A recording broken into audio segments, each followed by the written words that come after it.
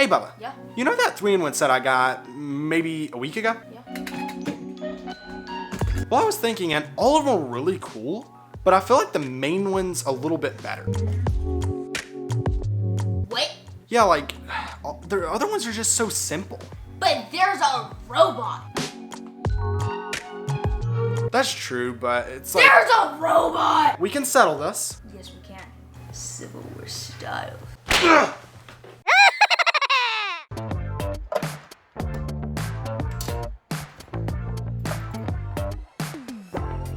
Hey there, everybody, it's... Okay, let's pause the video there for a second. I recorded an entire intro, and I've tried so hard to piece it together while I was editing, but what I said could not be made into proper sentences because I really am good at rambling. So I'm just gonna explain to you what this video is about right now. So basically, this video attempts to not only review the set called Cyber Drone, and I took the last 5 minutes to look that up on my computer. But it also attempts to convince Bubba, we were having a very peaceful conversation, very, very peaceful indeed, about which one of the 3 builds of the Cyber Drone, because there's a Cyber Drone, I guess a Cyber Mech, and a Cyber Star Wars ripoff. I'm attempting to convince him in this video, as well as actually reviewing it, that this one is the best. So yeah, that pretty much does it. That's the introduction. Let's go and get started without knocking anything else over. Right here, we have the minifigure. Now, of course, there's only one minifigure in this set. I just loved the minifigure, so I wanted to get as many as possible. So, of course, now I have an army of 3. I might get more and have an army takeover of the city. That's a real danger that could be happening eventually. But with the printing, we have sort of like clear printing on the head right here. I really like the way it turned out and everything. So it's regular printing on a clear blue head. So like a, I don't know what color you actually call that, but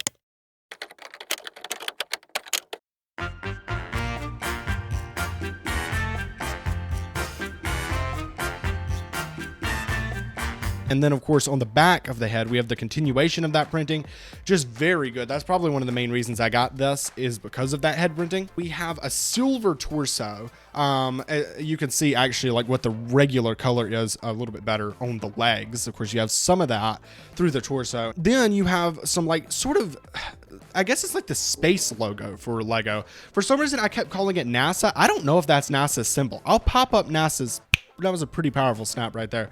Some worlds just got destroyed. I apologize if any of you lived on those worlds, but for some reason I kept calling it the NASA logo. I don't know why, but anyway, the printing for that looks good. It looks like a sort of spacey outfit. I like it a lot. And at the back of the torso, we have like a little pack, maybe that stores his lunch, PB&Js.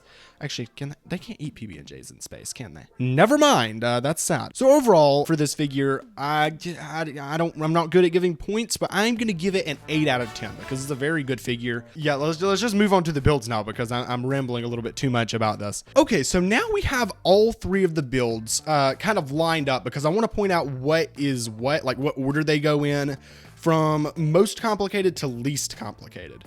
Or at the very least, the order I build them in. Maybe I'm wrong on this. I know that this is the main build right here. So it's a sort of airplane helicopter mix, it looks like. I was about to start telling you everything about it, but we can't do that until we actually get down edit to look at those details. We have what I think is the second build, which is the robot over there. I really like that a lot.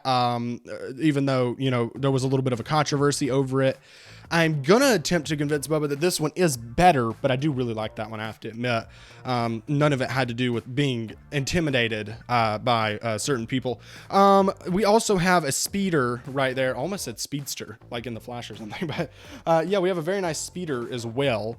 And I'm pretty sure that that is the most simple build here. So we're actually gonna start off with Bubba's favorite build, the robot. If this thing gets a little bit wobbly, that is not any fault of the robot. It's perfectly level. That's my desk. It likes to be annoying like that, where it does not like to level out without tremendous work and effort to get it to be level.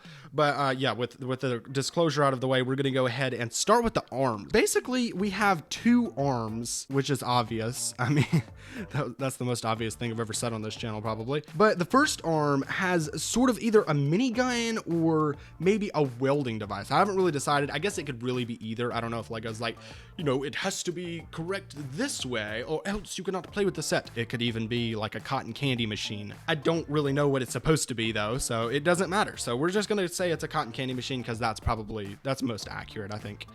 This arm is completely identical to that one, except for, of course, the attachment. So theoretically, well, not even theoretically, you could definitely build different attachments. All you would need is one of those black pieces right there that attach to the ratchet, and then you would be able to actually make different attachments. But this attachment is a claw. I like it. It can't really pick up anything very well though, just because it's not built the best. They had limited pieces, but for what they had, they did really good, you know, to be even able to include a claw.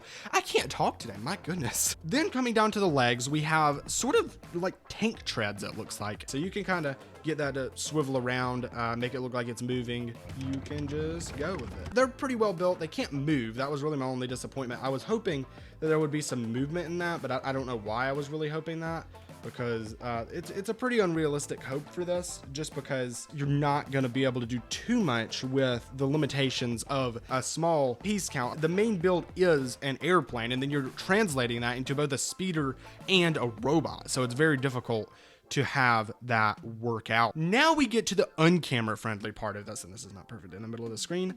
I don't know. It's okay for what it is. Again, limited pieces, but I really wish those weren't there. Like, I wish they were covered up by something. I don't think there's anything they could have really done. Whoops.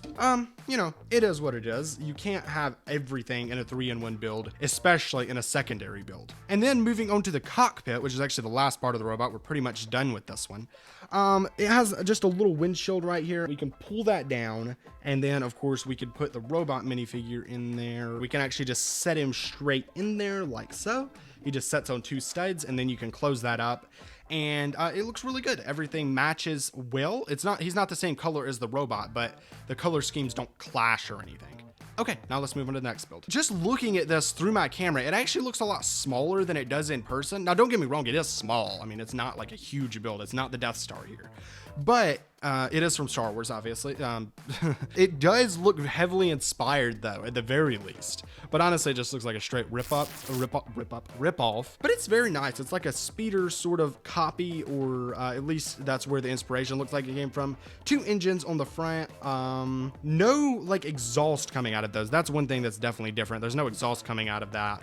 So I don't know how you're stabilizing the front of this, but I guess it's possible. We have looks like some little like maybe hollow controls or something. So definitely different than Star Wars. That's what I'm imagining them as. Like maybe the controls pop up sort of like the holograms pop up in Star Wars. You of course have a place for the minifigure to stand, so he cannot sit in this. So he will be a little uncomfortable, but it's okay. He's a robot.